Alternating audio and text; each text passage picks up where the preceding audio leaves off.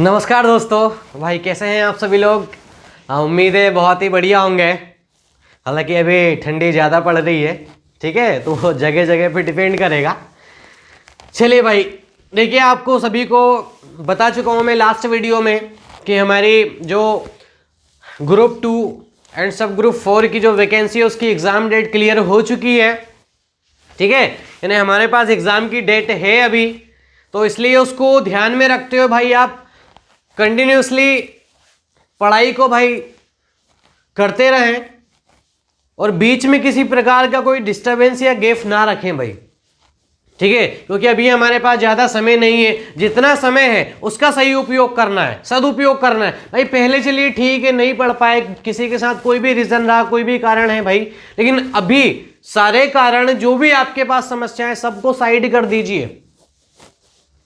अगर कुछ दिन मेहनत करके हमारी आने वाली लाइफ जो है वो वेल सेटल्ड अगर होती है, अगर आगे हमारे पास किसी प्रकार की कोई मुसीबतें या समस्या ना आए, इसलिए भाई अभी का जो समय है उसमें हम पढ़ाई कर लें, ठीक है। इसलिए अभी का जो समय है उसका सदुपयोग कर लें। तो इसलिए भाई जो हमारा ग्रुप 2 जो सब ग्रुप 4 है उसमें जो पेपर हमारे पास प्रीवियस ईयर के हमारे सामने 2017 वाले, उनमें टॉपिक वाइज भाई हम चीज़ें क्लियर कर रहे हैं। भाई मैं अभी यहाँ पे आपको साइंस क्लियर करवा रहा हूँ। हमारी लास्ट वीडियो, उसके पहले की वीडियो में साइंस हमने देखा कि किस टॉपिक से कितना साइंस आ रहा है। 25 नंबर का साइंस आपका कन्फर्म है। अब उसमें बायो से कितना है, फिजिक्स का कितना है, केमिस्ट्री से कितने क्वेश्चन है, और इनके अंदर भी किस टॉपिक से क्वेश्चन बनते हैं। तो ये सारी चीजें भाई हमारे माइंड में क्लियर होनी बहुत जरूरी है, ठीक है। तो उसी को लेके भाई हमारे पास देखो अभी का जो पेपर है, ठीक है, 2017 का, उसी को सॉल्व करवा रहा हूं मैं, उसी को कंटिन्यू करेंगे हम। देखिएगा ध्यान से, ठीक है। साइंस के क्वेश्चन है आपके, इसको सॉल्यूशन करना है व्यवस्थित तरीके से, आप समझिएगा। फिजिक्स का है, केमिस्ट्री का है या बायोलॉजी का है आपका, ठीक है भाई। जैसे क्वेश्चन है आपका, कल मैं ये करवा चुका था आपको 10 क्वेश्चन कंप्लीट, उसके आगे के 10 क्वेश्चन कंप्लीट करना है हमको। जैसे उस जीव को पहचाने जिसमें परिसंचारी तंत्र नहीं होता है, यानी सर्कुलेटरी सिस्टम नहीं होता है। 4 ऑप्शन है आपके पास, हमारे अंदर सर्कुलेटरी सिस्टम होता है नहीं होता है? होता है ना भाई। ब्लड सर्कुलेशन सिस्टम आपने पढ़ा होगा, रक्त परिसंचारी तंत्र, ठीक है। तो ऐसा कौन सा जीव है जिसमें सर्कुलेटरी सिस्टम नहीं होता है? 4 ऑप्शन है आपके पास, कुत्ता है, मेंढक है, मनुष्य और हाइड्रा है। तो आपको पता है कुत्ते में, मेंढक में, मनुष्य में सर्कुलेटरी सिस्टम होता है। हाइड्रा जो है आपका, इसके अंदर सर्कुलेटरी सिस्टम नहीं होता है, ठीक है। हो गया क्लियर? चलिए अगला क्वेश्चन देखिए। धूम कोहरा, ठीक है, यानी स्मोग की बात हो रही है आपके। धूम कोहरा खालिस्तान का संयोजन है, मतलब धूम कोहरा जो है, स्मोग जो है, वो किस किस के संयोग से बनता है, किसके संयोजन से बनता है, ठीक है। तो बता दूं भाई मैं आपको, ये धूम कोहरा जो है ये धुएं और कोहरे के संयोजन से बनता है।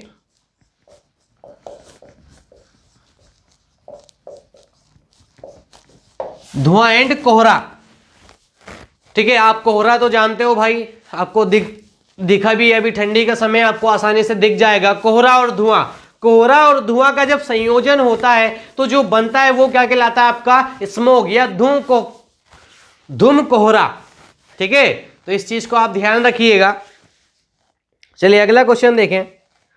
ग्रंथिका के साथ नाइट्रोजन यौगिकीकरण जीवाणु खालिस्तान की जड़ों में पाए जाते हैं। जो आपके यौगिकीकरण के जो जीवाणु होते हैं, नाइट्रोजन का यौगिकीकरण, क्योंकि आप जानते हो नाइट्रोजन को हमारी जो वनस्पति है वो डायरेक्टली ग्रहण नहीं कर सकती, जबकि भाई हमारे वायुमंडल में 78% नाइट्रोजन, और सबसे ज्यादा जरूरत नाइट्रोजन की होती है पेड़ पौधों को।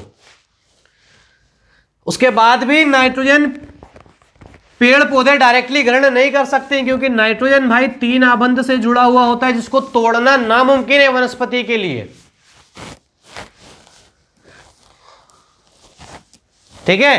तो नाइट्रोजन भाई डायरेक्टली उपयोग नहीं कर सकते पेड़ पौधे, जबकि बहुत जरूरी है भाई, क्रांतिक तत्वों में से एक है नाइट्रोजन आपका। तो भाई सब पेड़ पौधे अलग अलग तरीके से नाइट्रोजन को ग्रहण करते हैं। कुछ पौधे यौगिकीकरण यानी नाइट्रोजन को नाइट्राइट और नाइट्रेट के रूप में ग्रहण करते हैं, यानी ऑक्सीजन के साथ क्रिया करके नाइट्रेट और नाइट्राइट के रूप में ग्रहण करते हैं। और ये जो प्रक्रिया है ये कहलाती है नाइट्रोजन का यौगिकीकरण। मतलब नाइट्रोजन का ऑक्सीजन के साथ जुड़ना, नाइट्रोजन का ऑक्सीजन के साथ जुड़ना क्या कहलाता है? नाइट्रोजन का यौगिकीकरण या नाइट्रीकरण। ठीक है। तो वो कौन सा जीवाणु है भाई, वो जीवाणु है आपका, वो पूछ रहा है कि किस पौधे में है अभी आपके क्वेश्चन में जो ये प्रक्रिया को करवाएगा। ठीक है। गेहूं, मक्का, धान और मटर। गेहूं, मक्का, धान आप हटा दीजिए भाई, आया समझ में? ठीक है। इसके अलावा आपके पास एक ऑप्शन दिख रहा है हमारे पास, क्या यहाँ पे? मटर। ठीक है भाई। नाइट्रोजन की पूर्ति के लिए अपन गेहूं में देखा होगा आपने यूरिया डाल दिया जाता है, क्योंकि यूरिया में 46% नाइट्रोजन होता है, तो नाइट्रोजन की पूर्ति वहां हो जाएगी। लेकिन क्या कभी मटर में देखा यूरिया को डालते आपने? देखा? और वैसे उसको जरूरत भी नहीं है, क्योंकि उसकी मटर के जो पौधा है, उसकी जो गठाने हैं, उसकी जो जड़ें हैं, उसके अंदर जीवाणु पाया जाता है। वो जीवाणु, वो बैक्टीरिया क्या करता है? नाइट्रोजन का यौगिकीकरण कर देता है। मतलब नाइट्रोजन की ऑक्सीजन के साथ क्रिया करवा देता है। नाइट्रोजन की ऑक्सीजन के साथ जब क्रिया करवाता है तो वो बना देता है नाइट्रेट और नाइट्राइट। ठीक है। और इसलिए उसको नाइट्रोजन की आवश्यकता नहीं होती है भाई। ठीक है। सॉरी थोड़ा डिस्टर्ब के लिए। चलिए अगला क्वेश्चन देखिए। अभी भाई क्या थोड़ा स्वास्थ्य गड़बड़ चल रहा है, इसलिए थोड़ी दिक्कतें आ रही हैं वीडियो में। ठीक है। बहुत जल्द सारी समस्याएं ठीक हो जाएंगी, क्योंकि अभी वैकेंसी है भाई, सामने हमारे पास एग्जाम डेट है, तो इसलिए अभी स्वास्थ्य वगैरह को आप साइड रखो, पढ़ते चलो आप। ठीक है। चलिए अगला क्वेश्चन देखिए। खाद्य वस्तुओं जैसे अनाज और दालों को सामान्यतः, खाद्य वस्तुएं मतलब जो खाने योग्य जो वस्तुएं हैं, जैसे अनाज है, दाल है, को सामान्यतः सूर्य के प्रकाश में सुखाकर संरक्षित किया जाता है। इस विधि को क्या कहते हैं? जो आपके सामान्यतः खाद्य योग्य वस्तुएं, अनाज वगैरह जो है, इनको सूर्य के प्रकाश में जब हम सुखाते हैं तो इस विधि को क्या कहते हैं? ठीक है। तो इस विधि को डिहाइड्रेशन कहते हैं, मतलब निर्जलीकरण।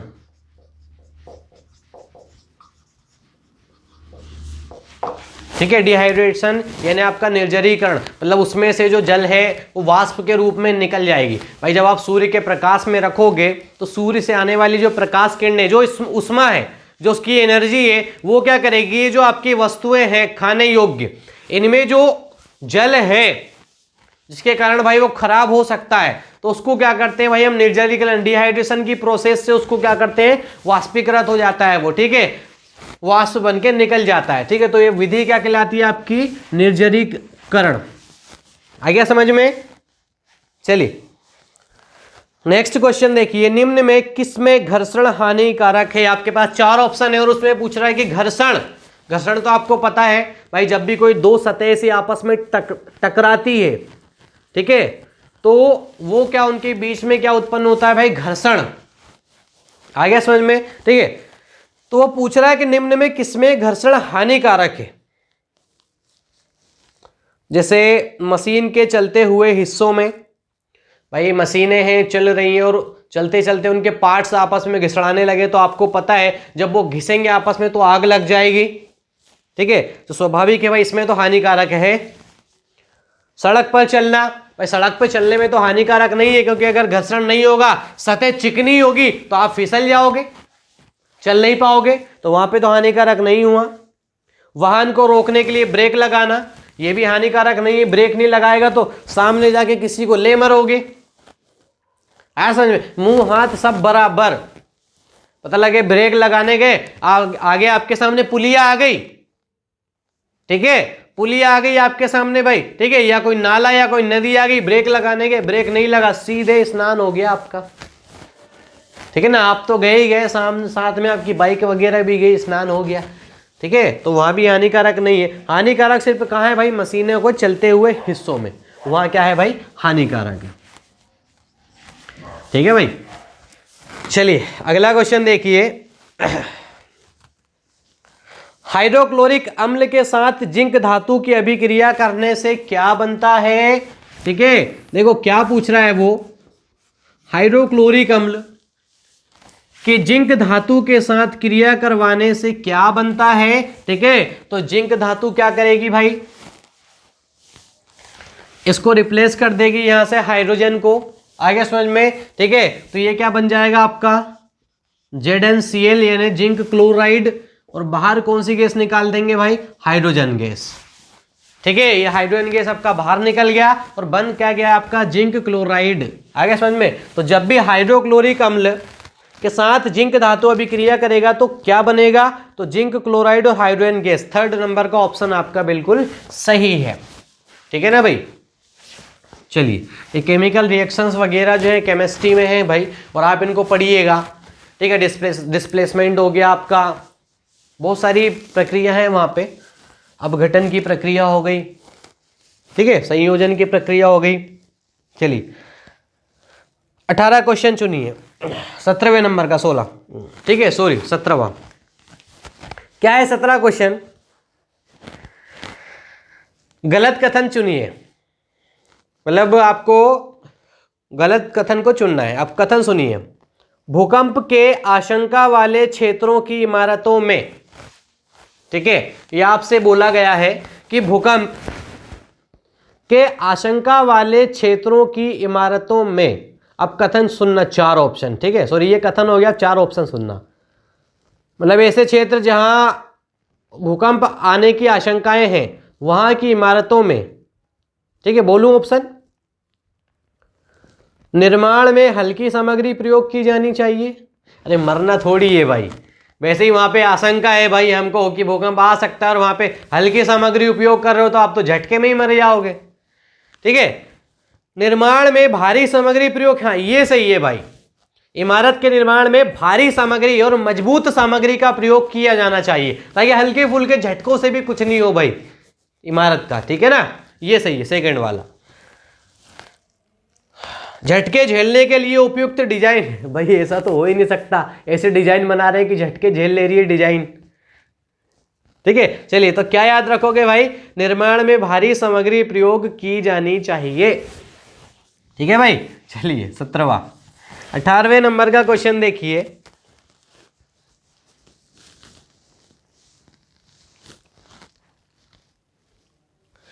द्रव द्वारा लगाया गया दबाव, क्वेश्चन क्या है, द्रव द्वारा मतलब लिक्विड द्वारा लगाया गया दबाव यानी प्रेशर गहराई के साथ बढ़ जाता है, गहराई के साथ घट जाता है, गहराई के साथ नहीं बदलता। ठीक है, और समान गहराई पर अलग अलग दिशाओं में अलग अलग रहता है, तो दिशा वगैरह से तो कोई मतलब है नहीं।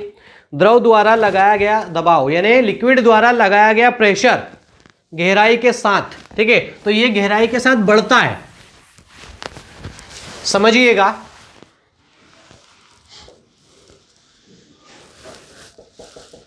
ये लिक्विड द्रव आपके पास,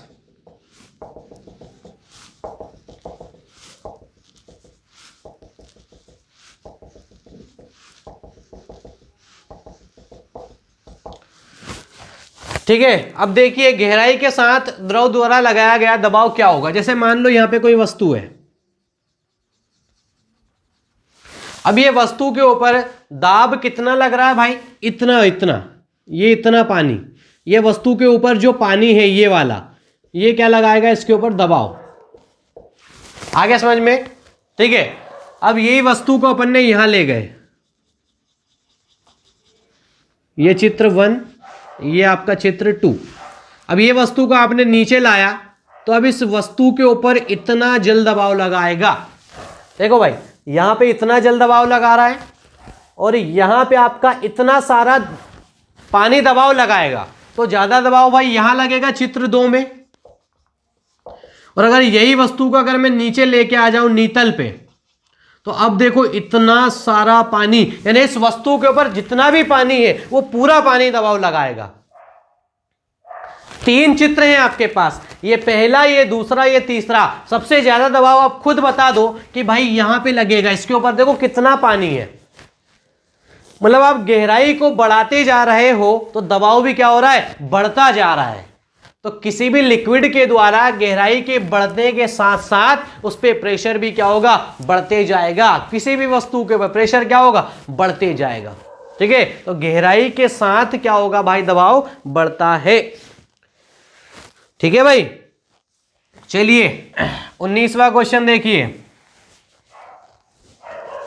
इस्पात में आसानी से जंग नहीं लगता है और वह इसका मिश्र धातु है। आयरन का मिश्र धातु है भाई, ये तो बताने की जरूरत नहीं है आपको। ठीक है, आपका जो इस्पात है किसका मिश्र धातु भाई, आपके लोहे का, आयरन का मिश्र धातु है। उसमें आसानी से जंग नहीं लगता है, जंग रोधी बनाते हैं उसको। ठीक है, चलिए अगला क्वेश्चन देखिएगा। नेत्र लेंस द्वारा, यानी हमारी आंखों में जो लेंस होता है, रेटिना पर किस तरीके का प्रतिबिंब बनता है।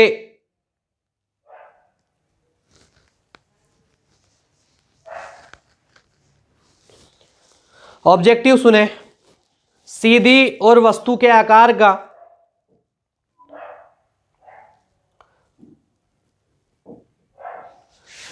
अधोसोर्सी और हासित, ये थोड़े भाई अजीबोगरीब टाइप के ऑप्शन है।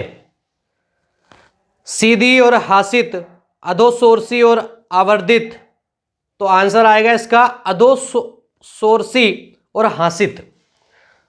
अधोसोर्सी और हासित, इसका मतलब क्या है, मैं आपको अपनी भाषा में समझाता हूं कि जो हमारी आंख का जो लेंस होता है वो रेटिना पर किस प्रकार का प्रतिबिंब बनाता है। ठीक है,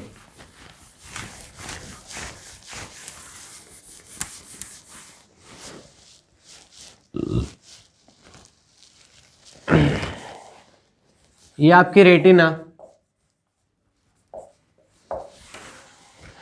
ये आपका लेंस। ठीक है, तो जैसे ही भाई कोई भी वस्तु से प्रकाश किरणें जब चलती हैं तो ये प्रतिबिंब कहाँ बनाता है भाई, आपका रेटिना पे फोकस करता है। तो ये जो उत्तल दर्पण रहता है यहाँ पे, तो ये जो आपका प्रतिबिंब बनता है रेटिना पे, ये प्रतिबिंब रहता है वास्तविक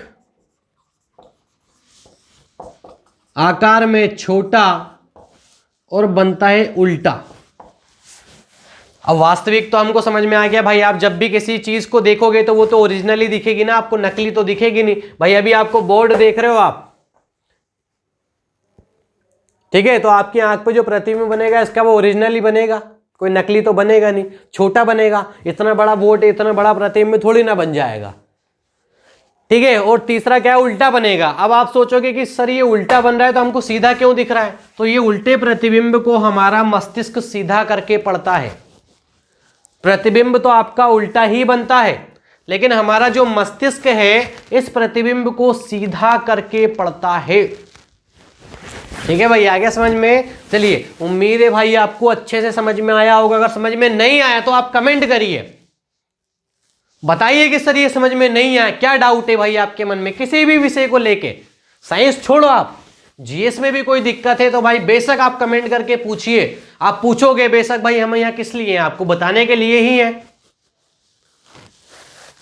ठीक है भाई, और ज्यादा से ज्यादा भाई वीडियो को लाइक करें, कमेंट करें, उसको शेयर करें। जो भी आपके भाई वगैरह दोस्त वगैरह हैं उन लोगों को शेयर करें। जो ग्रुप 2 सब ग्रुप 4 की तैयारी कर रहे हैं, अभी जिनके एग्जाम हैं, उन लोगों को ज्यादा से ज्यादा भाई शेयर करें।